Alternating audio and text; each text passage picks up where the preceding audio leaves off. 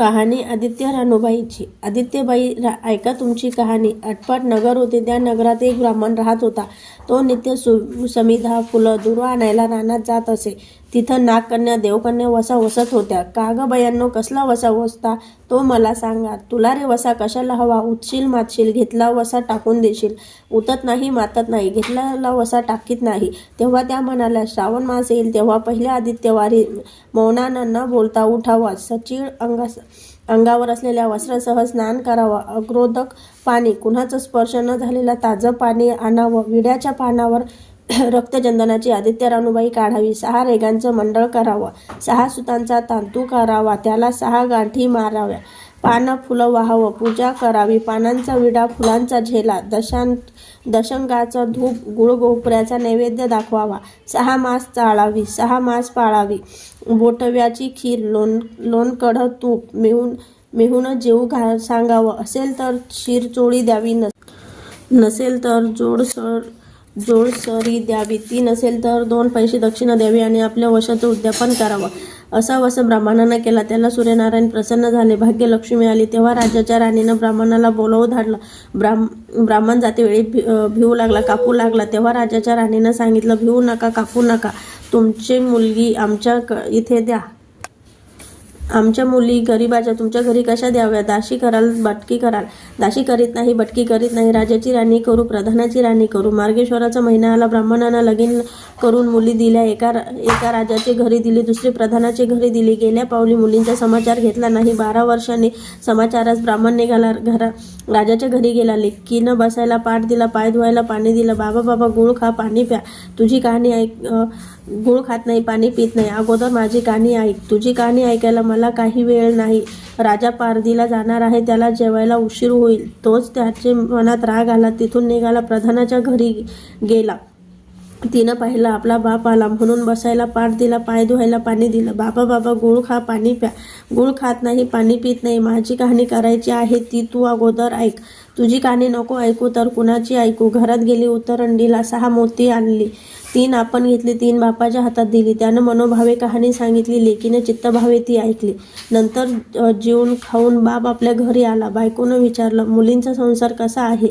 जिनं कहाणी ऐकली नाही ती दारिद्र्यानं पिडली, दुःखानं व्यापली. राजा मुलखावर निघून गेला. जिनं कहाणी ऐकली होती ती भाग्यानं नांदत आहे.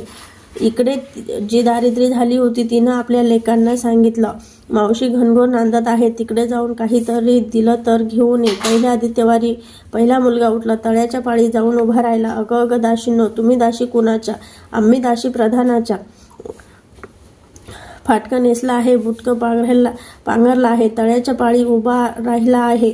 प्रधानाच्या राणीने दाशीला सांगितलं, त्याला घेऊन या. परसदारानं घेऊन आल्या. नाहू माखू घातलं, पितांबर नेसायला दिला, जेऊ खाऊ घातलं, कोहळा पोखरला, पोना मोहरांनी भरून दिला. बाबा ठेवू नको, विसरू नको, घरी जतन करून घेऊन जा म्हणून सांगितलं. वाटेनं आपला जाऊ लागला. तो सूर्यनारायण माळ्याच्या रूपाने आला. हातचा कोहळा काढून नेला. मुलगा घरी गेला. आईने विचारलं, का रे बाबा, मावशीने काय दिलं? दैवाने दिलं, कर्मानं नेलं. कर्माचं फळ पुढं उभं राहिलं.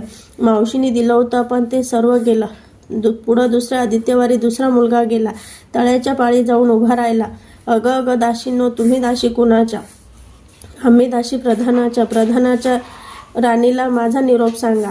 त्यांनी सांगितला. मग प्रधानाच्या राणीनं त्याला घरी नेऊन नाहू माखू घातलं, पितांबर नेसायला दिला, जेऊ खाऊ घातलं, काठी पोखर होना मोहरांनी भरून दिली. बाबा ठेवू नको, विसरू नको, जतन करून घरी घेऊन जा म्हणून सांगितलं.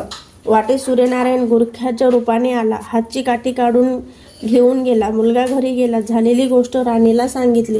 दैवानं दिलं ते सर्व कर्मानं नेलं. पुढं तिसरे आदित्यवारी तिसरा मुलगा गेला. तळ्याच्या पाळी उभा राहिला. त्यालाही पहिल्यासारखं प्रधानाच्या राणीने घरी नेऊन नाहू माखू घातला, पितांबर नेसायला दिला, जेऊ खाऊ घातला, नारळ पोखरून होना मोहरांनी भरून दिला. नानी सांगितलं, ठेवू नको, विसरू नको म्हणून सांगितलं आणि घरी घेऊन जा. घरी जाताना विहिरीच्या काठी नारळ ठेवून पाणी प्यायला विहिरीत उतरला. तो नारळ गडबडून विहिरीत पडलं. घरी गेला. आईने विचारलं, का रे बाबा, मावशीने काय दिलं? आई ग, मावशीने दिलं पण दैवाने ते सर्व बुडालं. चौथ्या आदित्यवारी चौथा मुलगा गेला. तळ्याच्या पाळी उभा राहिला. त्यालाही प्रधानाच्या राणीने घरी नेऊन नाऊ माखू घातलं, पितांबर नेसायला दिला, जीव खाऊ घातलं. त्याला दह्याची शिदोरी होनं मोरांनी भरून दिली. वाटेत सूर्यनारायण घारीच्या रूपाने आला. हातची शिदोरी घेऊन गेला. घरी गेला. आईने विचारलं, का रे बाबा, मावशीने काय दिलं? आई ग, मावशीने दिलं, पण दैवाने ते सर्व नेलं. 5व्या आदित्यवारी आपण उठली. तळ्याच्या पाळीत जाऊन उभी राहिली. दासींनी तिचा निरोप तिच्या बहिणीला सांगितला. बहिणीने तिलाही परसदाराने घरी नेली. नाऊ माखू घातली. पाटाव नेसायला दिला. प्रधानाची राणी आदित्यवाराची कहाणी करू लागली. काय वसा करतेस तो मला सांग. बहीण म्हणाली, अगं पापिळणी, चांडाळणी, बापाची कहाणी ऐकली नाहीस म्हणून तुला दारिद्र्य आलं. राजाच्या राणीने विचारलं, याला उपाय काय करू? तेव्हा तिनं वसा सांगितला. ती बहिणीच्या घरी राहिली.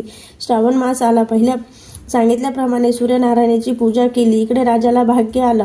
राजानं बोलावू धाडलं. मावशी, तुला छत्र आली, चामर आली, पाईक आले, परवर आले. मला रे पापिनीला छत्र कुठली, चामरं कुठली, पाईक कुठली, परवर कुठली? बाहेर जाऊन दाराशी बघताच तो राजा बोलावू आला.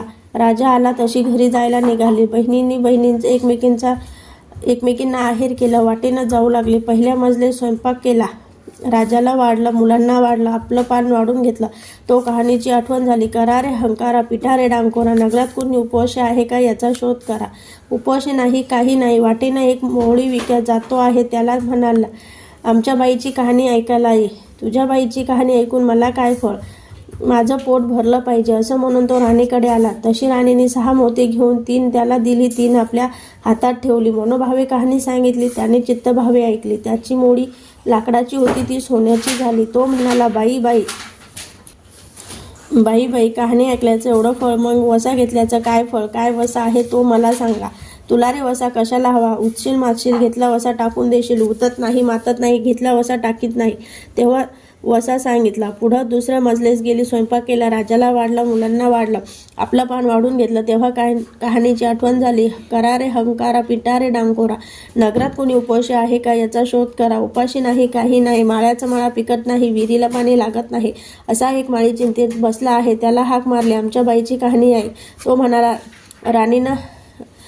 तो आला. राणीने 6 मोती घेतली.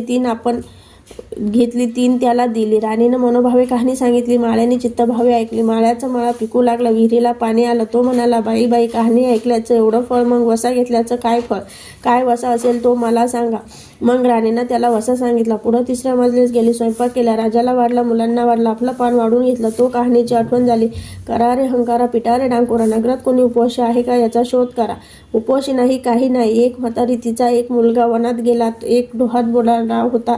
एक सर्पानं खाल्ला होता. त्यामुळे चिंताक्रांत बसली होती. तिला म्हणाले, आमच्या बाईची कहाणी ऐक. ती म्हणाली, कहाणी ऐकून काय करू? मी मुलांसाठी रडते आहे, बरं येते. मग ती राणीकडे आली. राणीनं पहिल्याप्रमाणे तिला कहाणी सांगितली. तिने चित्तभावे ऐकली. तिचा मुलगा वनात गेला होता, तो आला. डोहात बुडाला होता, तो आला. सर्पानं खाल्ला होता, तो आला.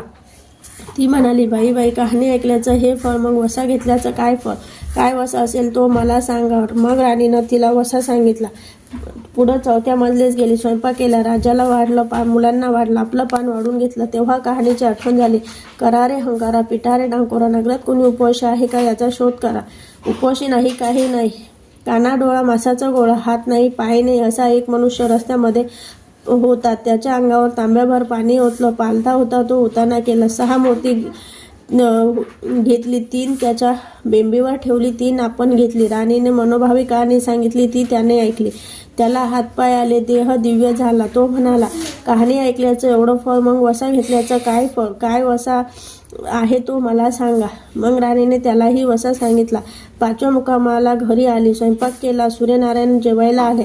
7 दरवाजे उघडले. लोह घंगाळ पाणी तापविलं. षडक रस पक्वानं जेवायला केली. सूर्यनारायण जेवायला बसले. त्याला पहिल्या घासाला केस लागला. ते म्हणाले, अगं, कोणत्या पापिनीचा केस आहे? राजाच्या राणीला 12 वर्ष दारिद्र्य आलं होतं. तिने आदित्यवारी चळवणीखाली बसून केस विंचरले होते. काळं चवाळ डोळीचा केस, वळचणीची काडी, डाव्या खांद्यावरून वेशी बाहेर टाकून दे. राजाच्या राणीला सूर्यनारायणाचा कोप झाला होता. तसा कुणाला होऊ नये. ब्राह्मणाला, मोळ्या विक्याला, राजाच्या राणीला, माळ्याला, म्हातारीला, काना डोळा, मासाचा गोळा इतक्यांना जसा सूर्यनारायण प्रसन्न झाला होता, तसं तुम्हा आम्हाला सर्वांना हो ही 60 उत्तराची कहाणी 5 उत्तरी सुफल संपूर्ण.